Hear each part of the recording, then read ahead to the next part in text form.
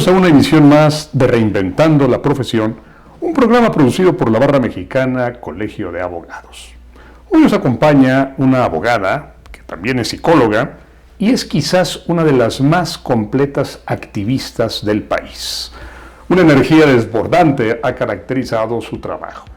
Activista en prisiones, activista para reinsertar niños y adolescentes, columnista del Universal, autora de 3 libros que se comentan permanentemente, y una mujer llena de contrastes y de fascinantes ángulos. Saskia Niño de Rivera. Saskia, estoy encantado de tenerte en esta emisión con nosotros. Al contrario, Gerardo, gracias por invitarme a este espacio, qué honor.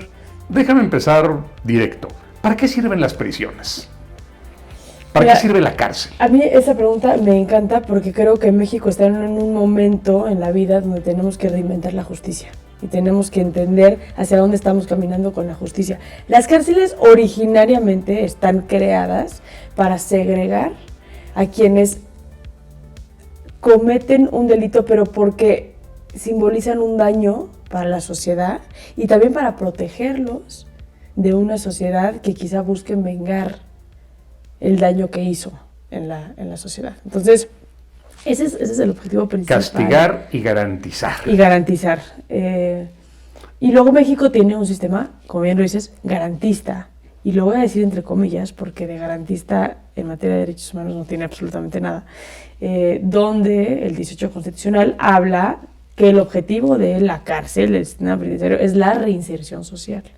Que la reinserción social se basa en 5 ejes principales, que tienen que ver con la educación, la parte de salud mental, la cultura, las artes, el deporte, etcétera, etcétera, donde se entiende que hay una corresponsabilidad social de ausencia de oportunidades que llevan a factores de riesgo que hace que una persona delinca, ¿no? Entonces, en México, técnicamente y en libro, la cárcel funciona para que se le reeduque de alguna manera o se le generen las oportunidades a una persona para que cuando regrese a la sociedad tenga o decida una vida alterna. Creo que ya me perdí, Saskia. Eso dice el artículo 18. El fin del sistema penitenciario es reinsertar. Ajá. Pero tú me dijiste al empezar que la cárcel sirve para recluir a una persona y para protegerla eventualmente. Uh-huh. Déjame reformular mi pregunta. ¿La cárcel funciona para reinsertar hoy día a las personas? Por eso digo que técnicamente y en libro México tiene un sistema penitenciario garantista. Bueno, eso dice la Constitución, sí. Exacto. Y ahora, si vamos a hablar de lo que realmente pasa en este país... De eso queremos hablar hoy. No, para nada. Alguna vez Renato Sales Heredia lo dijo y lo dijo muy bien, la reinserción social en México es una absoluta utopía. Y tiene razón. ¿Por qué? Porque en México hemos generado un sistema penitenciario, Gerardo, que sí segregue a la gente, pero desde un lugar de venganza. Entonces tienes un legislativo que constantemente está aumentando las penas privativas, que hace que la reinserción se vuelva una utopía. Si yo tengo una sentencia de 100 años, de 200, de 300, de 400, de 500 años, yo nunca voy a regresar a la sociedad. Bueno, quizá. Pero la pregunta es esta, una sentencia de 50 años de pronto, tampoco sirve y no se puede reinsertar a una persona que a los 20 años comete un delito y es encerrada. Pero sí sí hay sentencias muchas sentencias, a ver, hablemos del secuestro, la pena mínima del secuestro es de 60 años.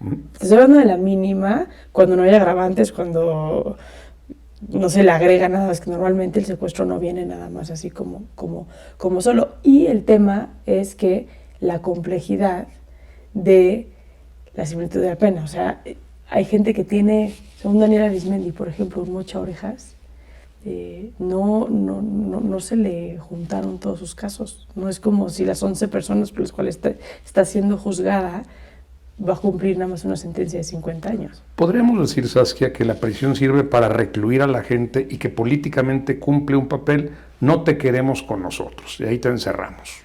¿Hoy cumple ese papel o hace algo más? Sí, yo creo que son, y vamos a decirlo de una manera muy coloquial, las prisiones en este país son como son como basureros humanos.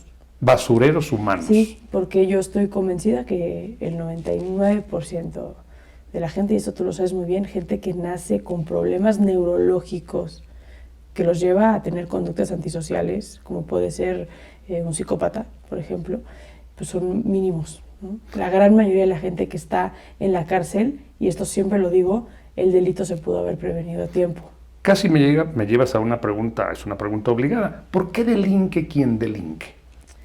Mira, ¿Por qué mata el que mata? ¿Por qué secuestra el que secuestra? Mira, yo creo que no podemos meter todos los delitos dentro de un mismo concepto, pero lo que sí podemos entender es, para que un delito exista, tienen que existir ciertos factores.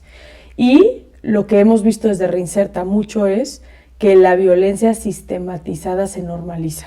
Entonces, un niño reclutado por el narcotráfico, por ejemplo, que es reclutado a los 8 años, más o menos, y es entrenado a matar. ¿Cómo lo entrenan? Lo desensibilizan emocionalmente, afectivamente, para que no genere esos vínculos afectivos humanos, y luego le enseñan que su valor es ese, ¿no? Y yo siempre que he platicado con sicarios, por ejemplo, y te hablan, mi primer asesinato, todos se acuerdan de su primer asesinato.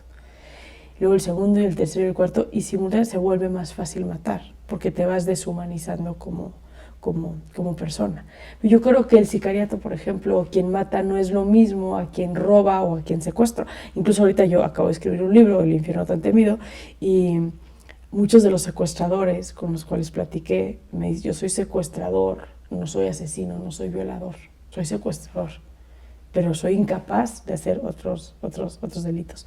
Entonces, depende mucho, pero yo creo que si tenemos que encontrar, Gerardo, un factor denominador en común que tengan quienes cometen delitos en este país de alto impacto, es la normalización de la violencia, el consumo de las sustancias ilícitas en la normalización de la violencia.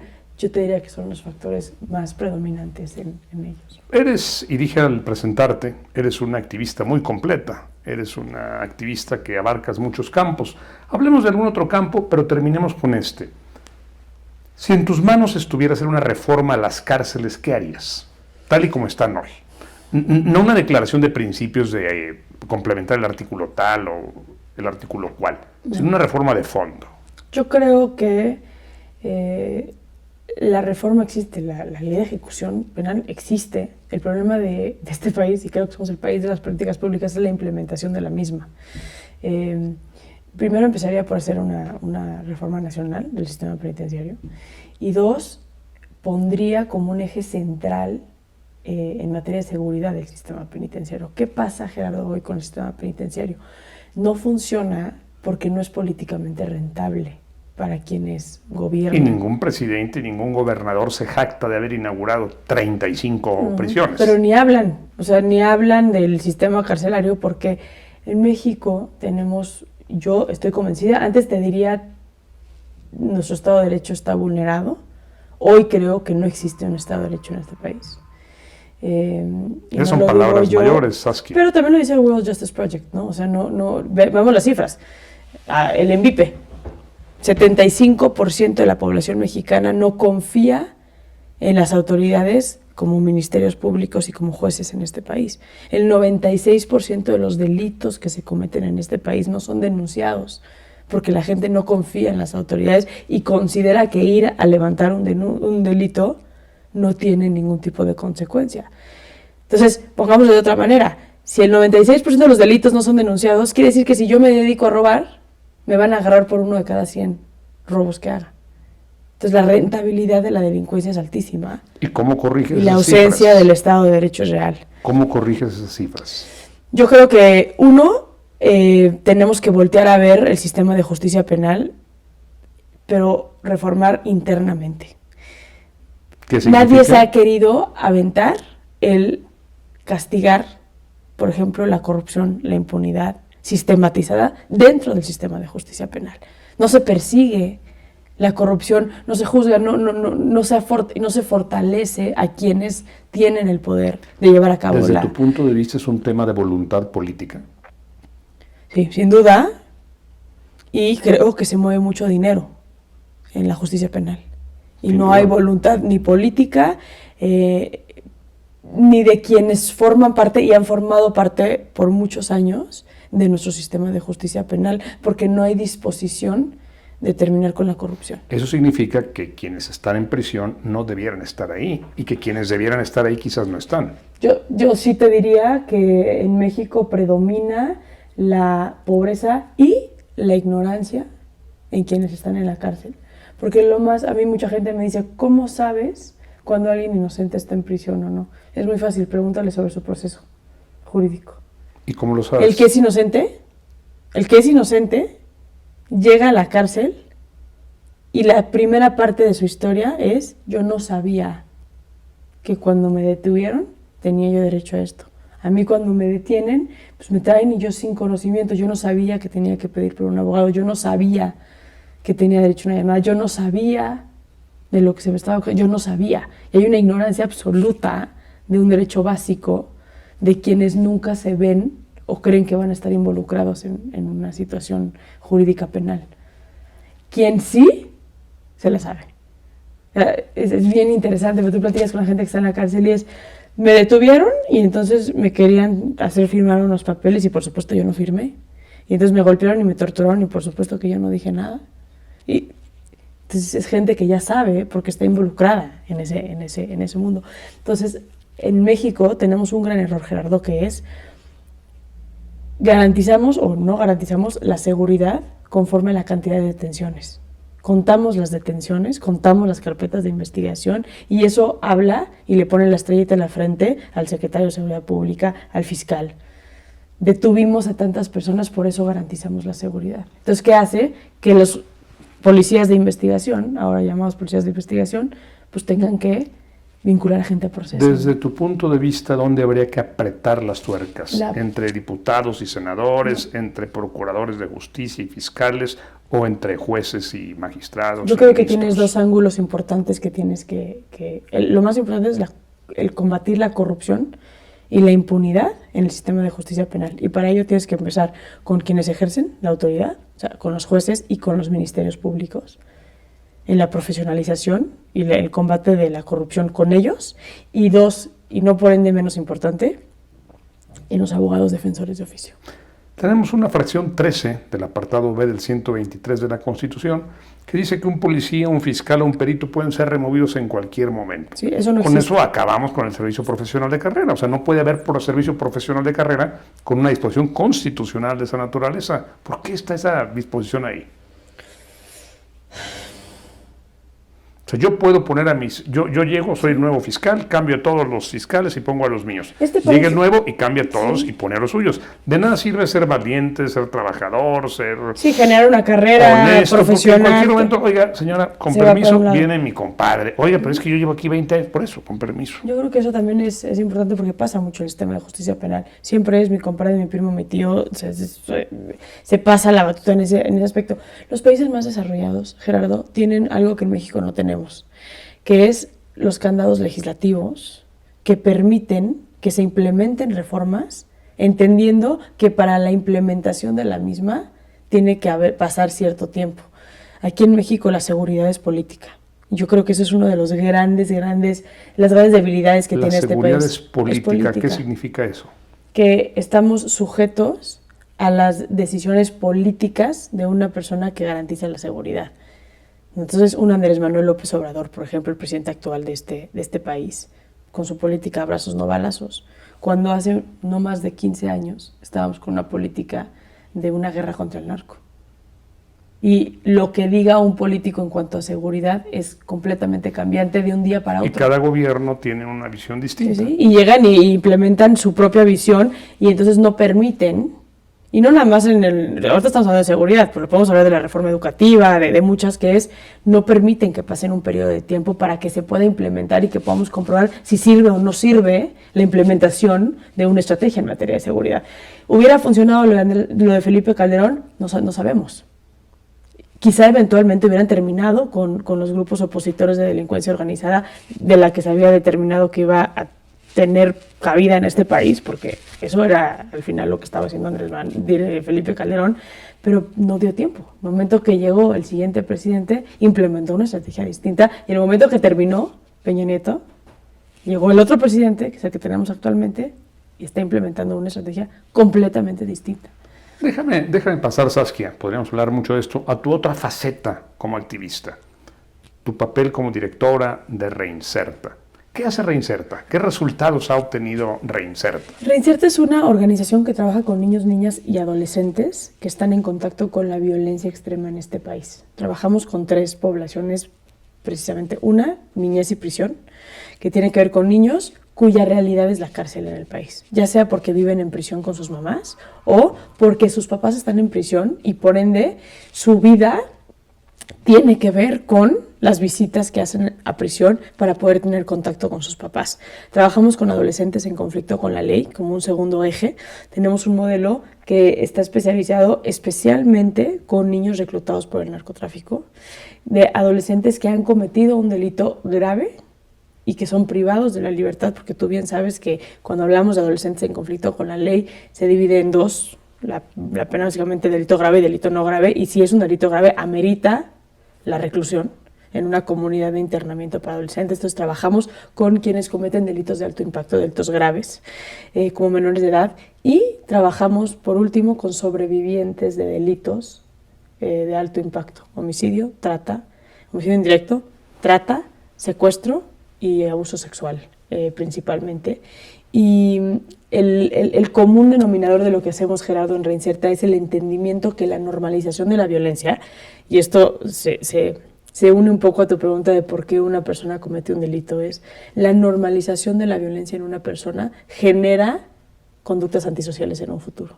Entonces, si no prevenimos a un niño, por ejemplo, que sus papás pertenecen a la delincuencia organizada y que su papá fue asesinado enfrente de él y que tiene ciertos traumas y que vive la violencia de manera normal, si no trabajamos con ese niño, lo más probable es que esas conductas se normalizan y se aprenden y puedan ser o sean replicadas en una adolescencia tardía y en un joven, ¿no? ¿Y qué hace Reinserta con estos niños, niñas y adolescentes? Trabajamos un modelo de psicotrauma.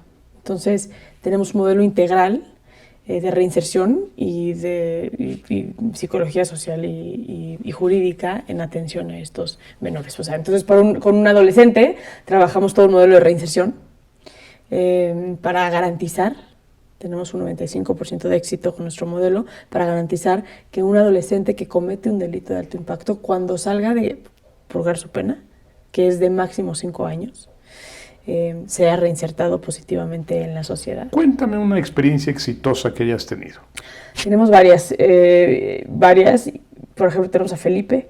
Felipe es un chavo que llegó de la sierra de Oaxaca a la Ciudad de México, sus papás campesinos, con ingresos de 47 pesos diarios. Se hartó de vivir en situación de pobreza y se vino a la Ciudad de México a los 9 años de edad, Gerardo, y se volvió un niño de la calle. Él se movía en la Merced. Empezó a consumir droga a una edad muy temprana. Él menciona que es porque le quitaba el hambre, y empezó a juntarse pues, con la banda de la calle, de la Merced, y empezó a juntarse con un grupo de chavos que se dedicaban a robar y a asaltar. Él tocó la comunidad de internamiento de San Fernando aquí en la Ciudad de México por primera vez a los 14 años y es de los pocos casos que hay de multirreincidencia como menor de edad. Entonces entró a los 14, salió a los 15, volvió a entrar a los 16, salió a los 17, volvió a entrar a los 17 por tercera vez y a los 19 salió. Y dijo, a la próxima que cometa un delito ya no es de menores, ya es la grande. Y nos los mandaron a Reinserta por parte del sistema penitenciario. Y es un chavo que cuando nos llegó no sabía leer ni escribir, porque las cárceles en este país hacen algo que es muy simbólico, pero pues como tienen que demostrar cifras, muchas veces nuestros adolescentes que ingresaron traían este nivel educativo y salieron con este nivel educativo, pero los exámenes no necesariamente los hacen los adolescentes como tal. Entonces, si bien Felipe nos llegó con un certificado de secundaria, su nivel era de primero de primaria. Entonces, puso un negocio, Felipe, Xiné, que es comer rico en su lengua mater, en lengua indígena, y trabajamos con él durante 2 años, Gerardo. y trajo a su hermano de la sierra, donde su única oportunidad era una telesecundaria que ni siquiera funcionaba. Lo metió, la verdad, Felipe, le ayudamos, pero lo metió a estudiar aquí en México. Él empezó a trabajar en una productora que se llama Lab 101, su sueño es estar detrás de las cámaras. Y hoy tiene 5 años que salió por última vez de una comunidad de internamiento. Gana su propio dinero, paga su propia renta, no ha vuelto a delinquir, no ha vuelto a consumir una sola droga y se dedica a mandarle dinero a sus papás. Oye, para pues, que estupendo. Déjame dar un tercero y último salto en tu labor de activista. Acabas de publicar un libro, El infierno tan temido, donde hablas del secuestro. ¿Qué podrías decirnos de tu libro? Aquí tenemos una imagen del libro para que todos lo puedan ver. ¿Qué podrías decirnos de que fue un libro ¿Qué aprendiste complicado de ese libro, de esa experiencia investigadora? Antes, cuando nos vimos, antes de empezar a grabar, yo te decía que muchas veces la gente me ve como una defensora de los criminales. Incluso me han llegado a agredir por redes sociales, especialmente como defensora de los criminales. Entonces, fue un libro complicado porque yo tenía una serie, yo hice un perfil de secuestradores, trabajamos con 800 secuestradores en Reinserta. Yo tenía una cantidad de entrevistas que me parecían importantes que se conocieran, porque creo que en la historia de la criminalidad en México son importantes. Pero me parecía injusto darle voz a gente que había lastimado tanto en nuestro país. Entonces, me costó mucho trabajo escribir El infierno tan temido, porque una parte de mí constantemente decía, ¿por qué darle voz a quienes han dañado tanto este país? Pero yo creo, Gerardo, y esta es la razón por la cual lo terminé publicando, es México se ha deshumanizado. Somos el país de las cifras y de las políticas públicas. Y ya la gente está completamente desensibilizada a decir, bueno, 11 mujeres asesinadas todos los días. Ok, lo decimos con 7 niños asesinados ¿Cómo podrían todos los días. ser 22 o 57? Lo tenemos completamente deshumanizado, ¿no? Pero si yo te cuento la historia de una de esas mujeres, como fue el caso de Devani, por ejemplo, donde la gente se volcó con el caso de Devani, y a mí me parecía bien interesante que la gente estuviera tan indignada con el caso de Devani cuando, mientras estábamos indignados por el caso de Devani, estaban asesinando a más mujeres. Entonces el libro se divide en 2, secuestradores y sobrevivientes de secuestro, porque lo que busco hacer que con esta trilogía, porque es una trilogía, ya ahorita en unos meses sale el siguiente libro, que es sobre feminicidio, es humanizar el delito. Es un libro muy crudo, muy doloroso, pero lo que quiero es que la gente deje de pensar en cifras, que le ponga nombre a la víctima, que entienda que cuando yo te digo, Gerardo, secuestraron a alguien, que tú entiendas la complejidad y el trauma y la ruptura social que implica que exista un solo secuestro en este país. ¿Y cómo paramos eso? ¿Cómo podríamos disminuir el secuestro? Es que yo creo que todo tiene que ver con el Estado de Derecho, Gerardo. O sea, yo estoy convencida que si sigue habiendo este nivel de impunidad en este país, no hay manera que frenemos la delincuencia. Y la gente no entiende eso. Por eso me gusta mucho decir, si hay 96% de los delitos que no se denuncian, la gente incluso es cómplice de la violencia. Si yo, saliendo de aquí, me asaltan a mano armada y no voy y denuncio, le estoy dando un pase directo a esa persona para que vaya y se lo haga a alguien más. Entonces, si el 96% de los delitos no se denuncian, y luego hablemos de que tenemos un sistema de justicia penal completamente podrido, donde no se le da seguimiento a los casos. Porque si tú vas y denuncias y no se hace nada, pues salió igual. Pero tú me preguntas, ¿cómo empezamos? ¿No? Tú me preguntas, ¿qué hacemos? Yo creo que primero, teniendo las cifras reales, no una cifra negra tan alta como la que tenemos en este país. No podemos decir, bueno, pues ¿de qué sirve que denuncies? Es tu obligación denunciar. Ya si las autoridades hacen o no hacen nada, tú cumpliste con lo que a ti te toca como ciudadano o como ciudadana. Y de alguna manera tenemos que empezar. Y yo creo que el sistema está tan desbordado que si no empezamos de lo más chiquito, no vamos a lograr nada. Entonces, cada quien tenemos que hacernos responsables del tipo de ciudadano o del tipo de ciudadana que somos. Si yo soy, ¿no? Si hablamos de la corrupción, por ejemplo, si yo le doy, saliendo de aquí, me doy cuenta que mi camioneta no circula y me para el policía de tránsito y me dice, le voy a quitar su camioneta y se va a ir a guardar su camioneta y no la va a poder sacar hasta dentro de unos cuantos días y va a tener que pagar tantos salarios mínimos, y sé que en ese momento darle 200, 500 pesos al policía me saca de ese problema, yo soy parte del problema. Yo no puedo quejarme de un Javier Duarte, por ejemplo, o de un Peña Nieto, o de todos los que dicen que son corruptos, porque yo soy parte de eso. Entonces yo creo que el cambio tiene que venir en cómo accionamos como ciudadanos. Y yo sé que suena romántico. Pero y de nuevo, si te estoy entendiendo, esta es una decisión política. Sí. Pues Saskia, podríamos platicar mucho más, es un privilegio tenerte aquí. De nuevo, subrayo lo que dije al empezar, eres una de las activistas más completas de México, y para la barra mexicana, para el programa Reinventando la Profesión, es un privilegio tenerte con nosotros. Al contrario. Gracias por haber aceptado la invitación, Saskia, y gracias a ustedes por acompañarnos.